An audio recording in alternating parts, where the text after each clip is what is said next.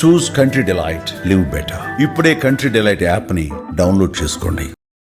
ఆంధ్రప్రదేశ్ రాజధాని అమరావతిలో రెండో విడత భూ సేకరణ లేదా భూ సమీకరణకి ప్రభుత్వం కసరత్తుని ముమ్మరం చేసింది. ఇప్పటికే ఎక్కడెక్కడైతే భూ సమీకరణ చేయాలనుకుంటున్నారో ఆ ప్రాంతాల్లో గ్రామ సభలు నిర్వహించిన నేపథ్యంలో సిఆర్డీఏ ఒక ఇంటర్నల్ రిపోర్ట్ని ప్రభుత్వానికి సబ్మిట్ చేసింది. దీనిపైన క్యాబినెట్ మీటింగ్లో కూడా చర్చ జరిగినట్టుగా సమాచారం. ఓవరాల్గా 40 నుంచి 44 వేల ఎకరాల భూముల్ని మళ్ళీ రెండో దశలో అమరావతి కోసం సమీకరించాలని చెప్పని రాష్ట్ర ప్రభుత్వం భావిస్తుంది.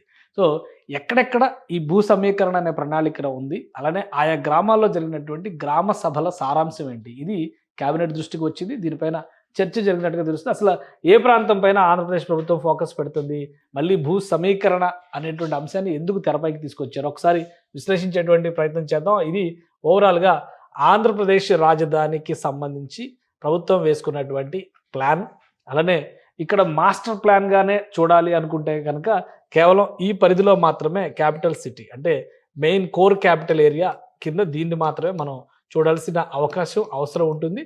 అలానే ఓవరాల్గా సిఆర్డీఏ పరిధిని చూస్తే కనుక ఈ ప్రాంతం మొత్తం కూడా సిఆర్డీఏ పరిధిలోకి వస్తుంది. సిఆర్డీఏ పరిధితో సంబంధం లేకుండా కేవలం ఔటర్ రింగ్ రోడ్డుని మాత్రమే చూస్తే ఈ రెడ్ లైన్ మొత్తం ఔటర్ రింగ్ రోడ్డు పరిధిగా చూడాలి. అమరావతి ఔటర్ రింగ్ రోడ్ ఇది. సో అమరావతి ఓఆర్ఆర్కి మధ్యలో ఉన్నటువంటి భూముల మొత్తాన్ని కూడా రాబోయే రోజుల్లో అమరావతి కోర్ క్యాపిటల్ డెవలప్ అయిన తర్వాత పెద్ద ఎత్తున ఇవి డెవలప్ అయ్యేటువంటి అవకాశం ఉంటుంది. కాబట్టి వివిధ రకాల ప్రయోజనాలను దృష్టిలో పెట్టుకొని ప్రధానంగా స్పోర్ట్స్ సిటీ గురించి రాష్ట్ర ప్రభుత్వం మాట్లాడుతుంది, అంతర్జాతీయ విమానాశ్రయం గురించి రాష్ట్ర ప్రభుత్వం మాట్లాడుతుంది, అలానే కొన్ని హబ్స్ కింద డెవలప్ చేసేటువంటి ఇంటర్నల్ ఇండస్ట్రియల్ క్లస్టర్స్ కింద డెవలప్ చేసేటువంటి ప్రాంతాలను కూడా ఈ ఔటర్ రింగ్ రోడ్ పరిధిలోనే ప్రణాళికాబద్ధంగా అమలు చేయాలి, రూపకల్పన చేయాలని చెప్పి ఆంధ్రప్రదేశ్ ప్రభుత్వం భావిస్తుంది. సో అందులో భాగంగానే ఈ ప్రాంతంలో ఇప్పుడు ఇదంతా కూడా గుంటూరు జిల్లా పరిధిలోకి వచ్చే ప్రాంతం, ఇదంతా కూడా ఉమ్మడి కృష్ణా జిల్లా లేదా ఎన్టీఆర్ జిల్లా పరిధిలోకి వచ్చేటువంటి ప్రాంతం. ఇటువైపు ఈ ఔటర్ రింగ్ రోడ్డుతో పోల్చి చూసినప్పుడు ఈ కొంత ప్రాంతం ఇక్కడ పల్నాడు జిల్లా భూములు కూడా ఉంటాయి. కాబట్టి వీటన్నిటిని దృష్టిలో పెట్టుకుని రాష్ట్ర ప్రభుత్వం సుమారు 44 వేల ఎకరాల భూముల్ని సేకరించాలని చెప్పని భావిస్తుంది. దీనిపైన ఒక ప్రాథమిక అంచనాల ప్రకారం చూస్తే కనుక కొన్ని భూముల్ని ఇప్పటికే కొన్ని గ్రామాల్లో భూముల్ని లెక్కలు వేశారు. దాని ప్రకారం ఏ గ్రామంలో ఎంతెంత సేకరించాలనేటువంటి ప్రతిపాదనలు, దానికి సంబంధించి ఆయా ఊళ్ళల్లో గ్రామ సభలు కూడా సిఆర్డీఏ అధికారులు నిర్వహించారు. అమరావతి రైతులకు ఇచ్చినటువంటి ప్యాకేజీని అమలు చేస్తే భూములు ఇవ్వడానికి సంసిద్ధత వ్యక్తం చేసిన వాళ్ళ శాతమే ఎక్కువగా ఉంది. కాబట్టి దీన్ని దృష్టిలో పెట్టుకుని రెండవ విడత భూ సమీకరణకి సన్నద్ధం కావడానికి ఉన్నటువంటి కార్యాచరణ ప్రణాళికని ఏపీసీఆర్డీఏ రూపొందిస్తుంది. దానికి సంబంధించినటువంటి కొన్ని ప్రతిపాదనల్ని రాష్ట్ర ప్రభుత్వం మొదలుపెట్టింది. వాటి గురించి క్యాబినెట్లో కూడా చర్చ జరిగింది. సో భూములు ఎక్కడెక్కడ సేకరిస్తారనే దాని మీద చూస్తే వైకుంఠపురం 3500 ఎకరాల భూములు, అలానే పెదమద్దూరు 2200 ఎకరాలు, ఎండ్రాయిలో 1200 ఎకరాలు, కర్లపూడిలో 1200 ఎకరాలు, లేమళ్లలో 3000 ఎకరాలు, నెవలికల్లు మెండపూడిలో 4000 ఎకరాలు, ఉంగుటూరులో 2500 ఎకరాలు, లింగాపురంలో 1500 ఎకరాలు, నరకుళ్ళపాడులో 2500 ఎకరాలు, బొలుసుపాడులో 2800 ఎకరాలు, కంబంపాడులో 2000 ఎకరాలు, అమరావతి ధరణికోటలో 2300 ఎకరాలు. అంటే ఈ ప్రాంతాలన్నీ కూడా అమరావతి మండలంలోకి వచ్చేటువంటి ప్రాంతాలే ఎక్కువగా ఉన్నాయి.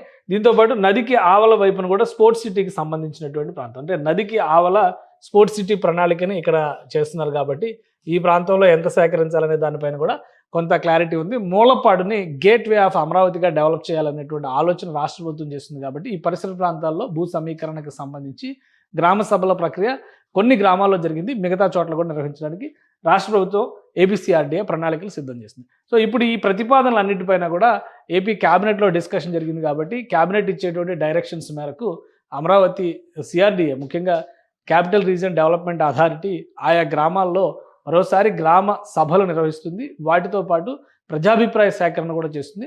దాని ప్రకారం ఏ ప్రాంతంలో ఎంత కేటాయింపు, ఎందుకు 44 వేల ఎకరాలు అంటే ప్రభుత్వం ఒకటే మాట చెప్తుంది, డెవలప్ చేసిన తర్వాత లబ్ధిదారులకి అందులో 40% వరకు భూ వాటా వెళ్ళేటువంటి అవకాశం ఉంటుంది. కాబట్టి 5000 ఎకరాల భూ సమీకరణ అంటే భూ అవసరం ఉంటే కనుక రాష్ట్ర ప్రభుత్వం సుమారు 25,000 వరకు భూ సమీకరణ చేయాల్సి ఉంటుంది. దాన్ని డెవలప్ చేసిన తర్వాత ఎక్కువ శాతం భూమి మళ్ళీ లబ్ధిదారులకే వెళుతుంది. కాబట్టి రాష్ట్ర ప్రభుత్వం ఒక ప్రణాళిక ప్రకారం దీన్ని సేకరించాలనేటువంటి ఆలోచన చేస్తుంది. దానికి కావాల్సినటువంటి ప్రాథమిక ప్రణాళికని సిఆర్డీఏ క్యాబినెట్ ముందర ఉంచింది.